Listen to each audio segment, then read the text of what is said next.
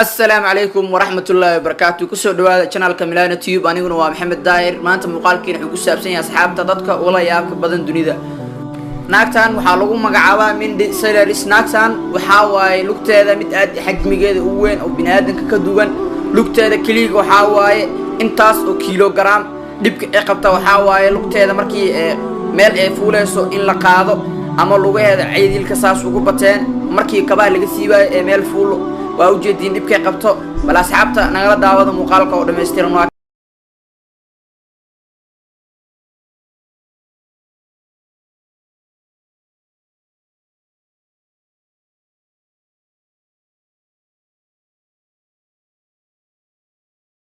naagtan waxaa lagu magacaabaa Lesia Filikuis naagtan waxay u egtahay wajigeeda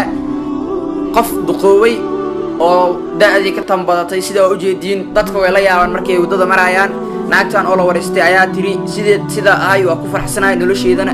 ana iska leh dadka hayga dhamaadaan way ugu mashquulaan maalin walba ma jecleen la ugu mashquulo asxaabta waa kana muuqaalka oo dhameystiran nala daawada waa wax loola yaabo qof cunaayo cunto oo haddana saas caato ah caatanimada ama cayilka ma keento cuntada laakiin adigu raashin nafaqo leh sida buskudka iyo waxyaalaha lamida inay saas u ekaato waa wax laga naxo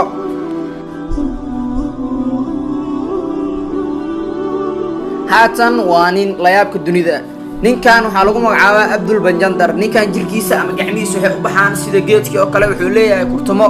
waxaa moodaa in sidii lafihi oo kale jirkiisa u taagtaagan yihiin waa wax laga naxo waa kana asxaabta muuqaalka oo dhameystiran aan isla daawano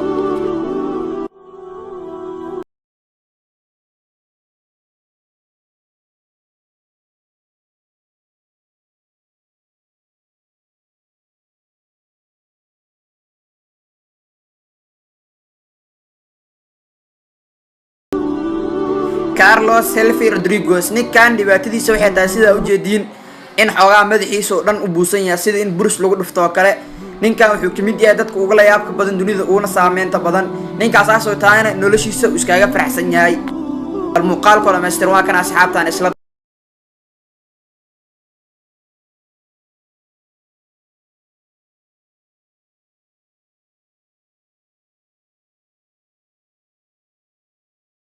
kala waxaa lagu magacaabaa Gludio Ferreira la Oliveira ninkan dhibaatadiisa kama warmar karno laakiin muuqaalkiisa bal asxaabta waa kana aan isla daawano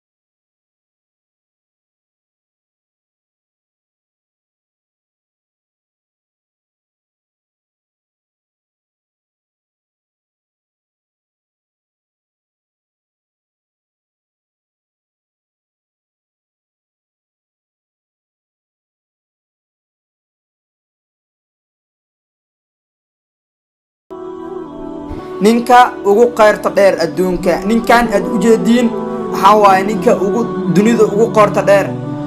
waa la yaabay mar walba hatta saynisyahanada waxay ku fasiraan way garan waayeen qoortiisa bal asxaabta ninkan muuqaalkiisa oo dhameystiran yaa idin kaaga hor dhicin aan isla daawano